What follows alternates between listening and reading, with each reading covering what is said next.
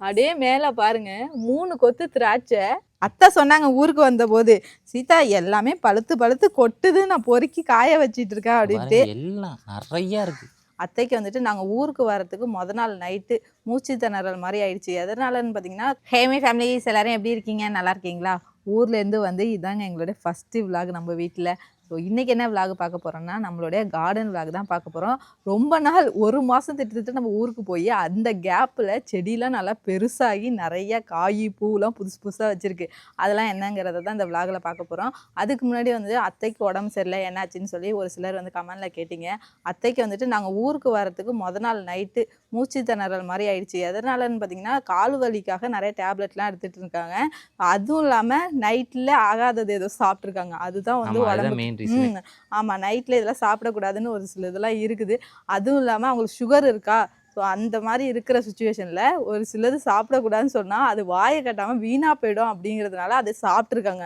அதுதான் வந்து அவங்களுக்கு மூச்சு விட முடியாமல் அப்படியே ஒரு மாதிரி ஆயிடுச்சு. நாங்கள் இருந்திருந்தா கூட அவங்களுக்கு தெரிஞ்சிருக்காது. பக்கத்தில் நான் இருந்திருந்தேன்னா பயப்பட மாட்டேன். மூச்சு விட முடியலன்னு சொன்னேன், எனக்கு ஒன்றுமே சொல்ல. ஆமாம், எங்களுக்கு என்ன பண்ணுறதுன்னு தெரில.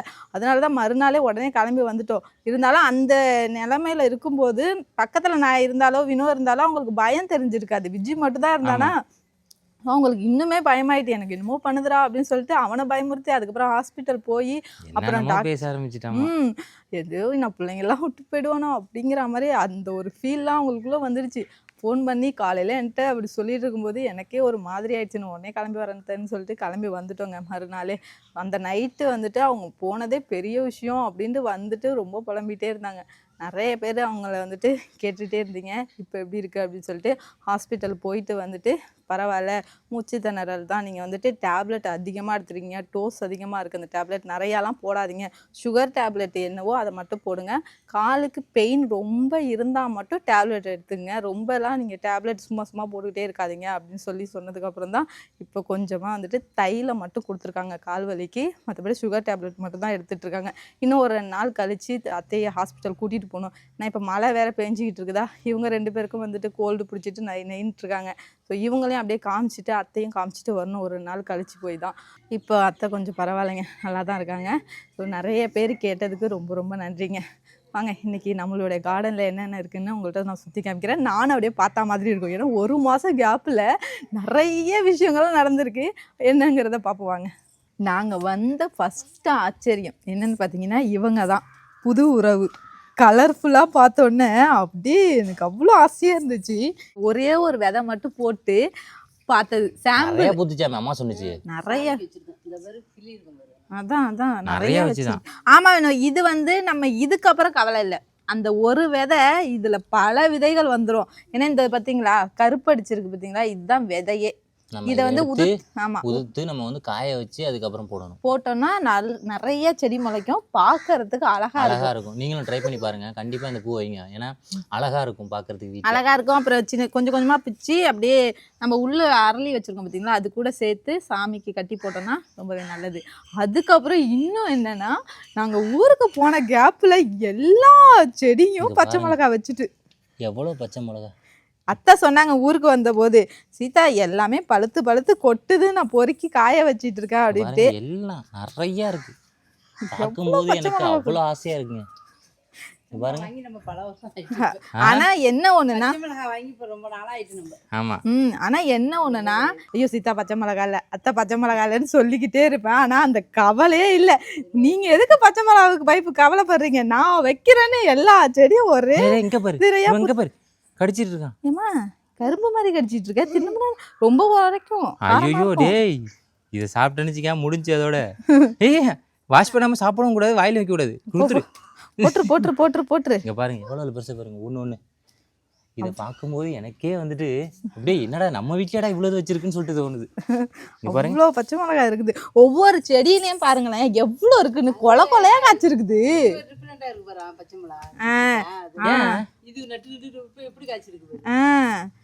இது நிறைய நீட்டு பச்சை மிளகா, சின்ன பச்சை மிளகா எல்லாம் வச்சிருக்கு. கொடை மிளகா தான் இல்ல, சின்னதா கொடையா இருக்கும்ல. கொடை மிளகா தானே ஆல்ரெடி ஒண்ணு வச்சிருந்துச்சு. அது எங்க இதெல்லாம் அது வந்து மூணு மிளகா வச்சிருந்துச்சு. ஒரு மிளகால ஏதாவது பச்சை போட்டீங்களா?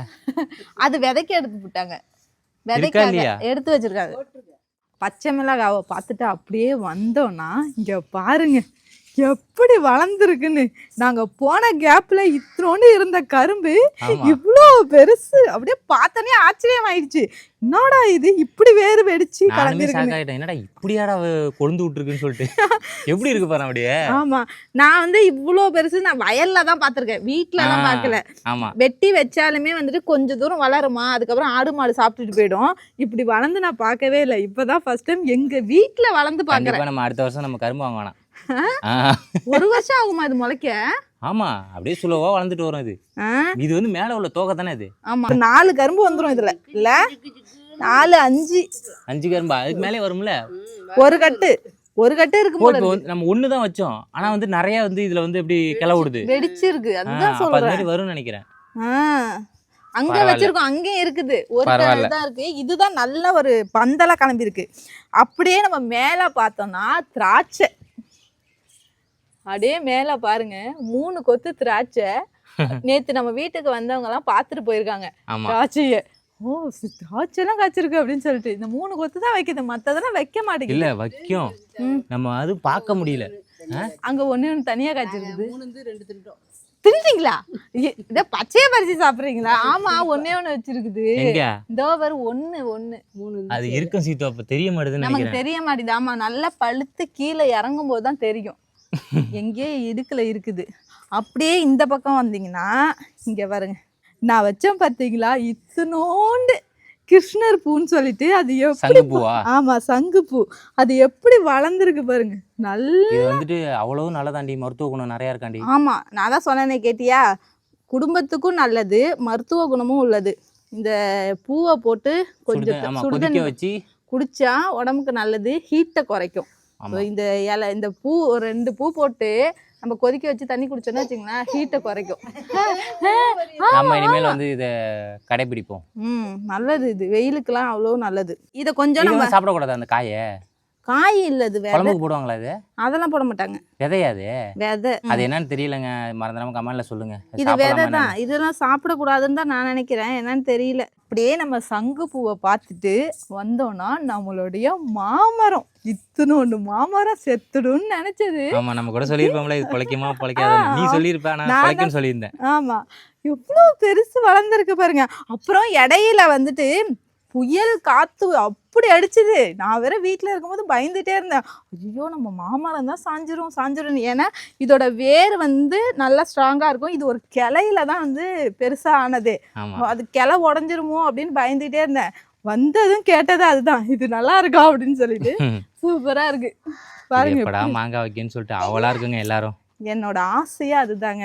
நம்ம வீட்டு தோட்டத்தில், நான் எங்கள் வீட்டில் பூங்குளத்தில் இருக்கேன் பார்த்தீங்களா, அங்கேயும் ஒரு செடி, மாமரம், கொய்யா மரம், அது மாதிரிலாம் நான் பார்த்ததே இல்லை, பறிச்சதே இல்லை. வெளியிலலாம் எங்கேயுமே பார்த்துருக்கேன், பறிச்சிருக்கேன். பட் நம்ம வீட்டிலன்னு மாங்காவோ கொய்யாக்காவோ பறிச்சதில்லை.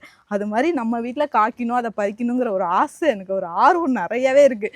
ஸோ அதனால இந்த மாமரம் காய்க்கணும், அதை நான் பறிக்கணும், அதை நான் பார்க்கணும், அந்த ஒரு ஆர்வம் இருக்குது. ஸோ நீ தயவு செஞ்சு சீக்கிரம் காய்ச்சிடு.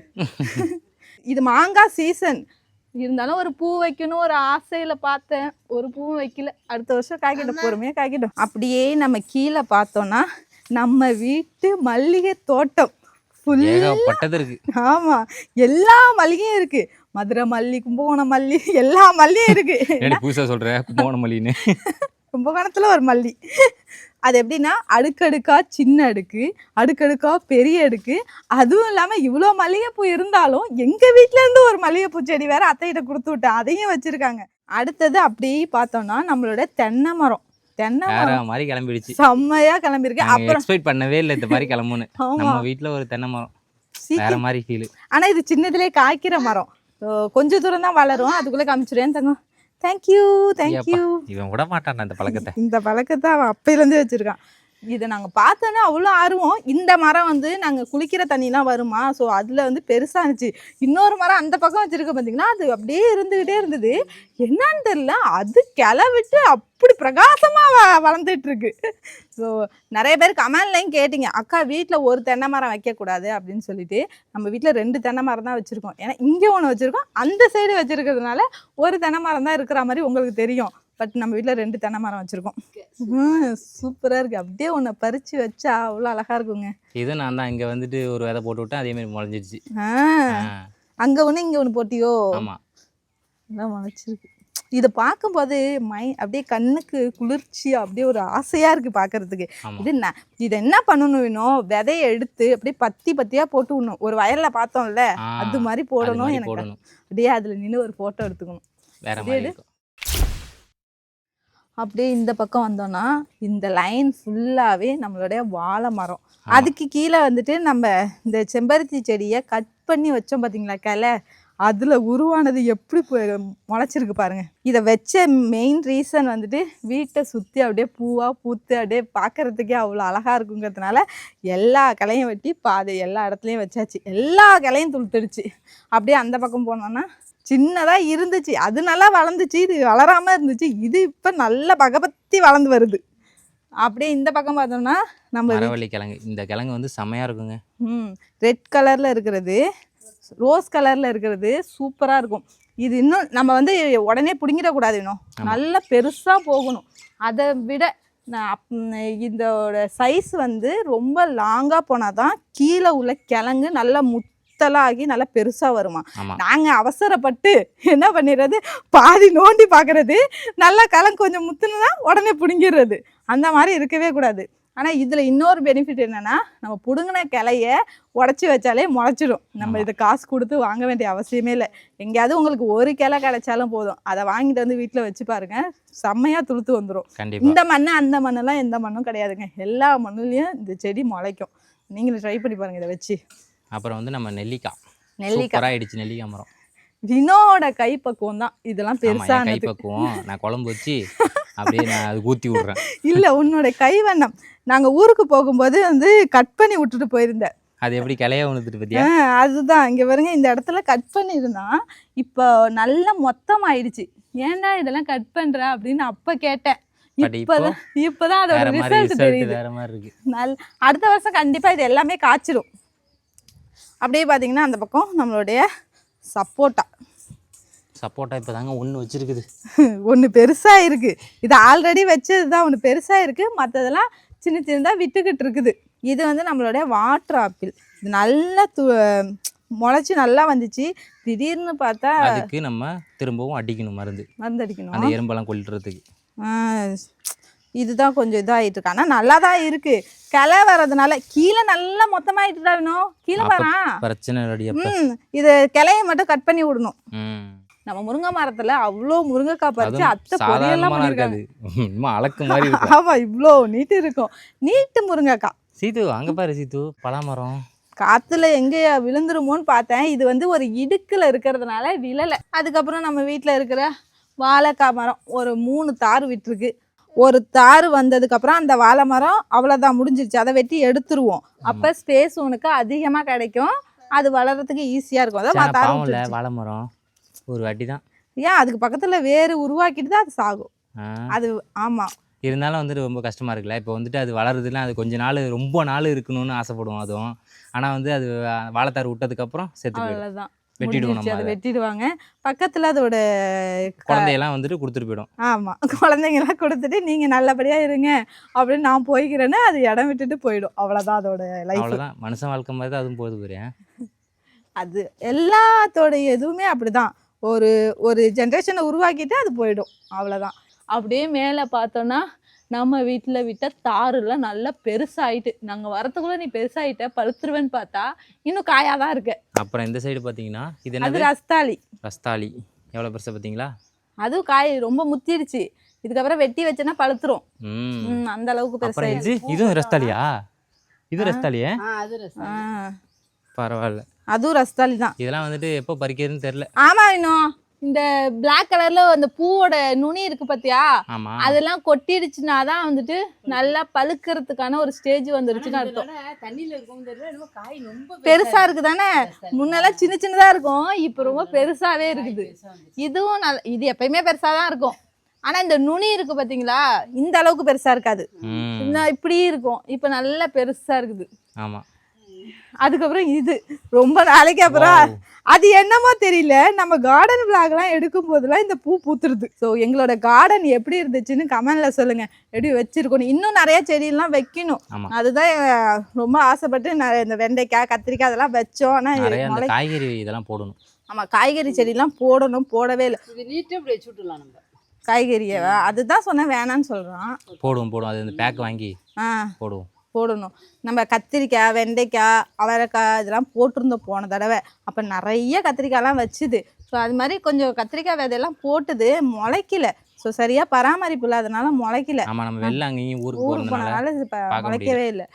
இதுக்கப்புறம் வந்துட்டு அந்த காய்கறி தான் குறைச்சலாக இருக்குது, மற்றது எல்லாமே இருக்குது, காய்கறி மட்டும் இல்லாமல் இருக்குது. பூ கூட நிறையா வச்சுருக்கோம்.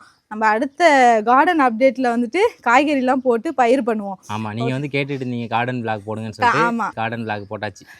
கண்டிப்பாக உங்களுக்கு பிடிச்சிருக்குன்னு நினைக்கிறேன். இன்னும் எப்படிலாம் அப்டேட் பண்ணலாம், என்னெல்லாம் வைக்கலாங்கிறத கமெண்ட்டில் சொல்லுங்கள், நான் அது மாதிரி ட்ரை பண்ணுறேன். ஓகேங்க, இந்த கார்டன் விளாக் அவ்வளோதான். கண்டிப்பாக உங்களுக்கு பிடிச்சிருக்கும். அடுத்த விளாக்ல பார்க்கலாம். பாய். எப்படின்னு சொல்லிட்டு மறந்துடாம கமெண்ட்டில் பண்ணுங்கள். பாய்.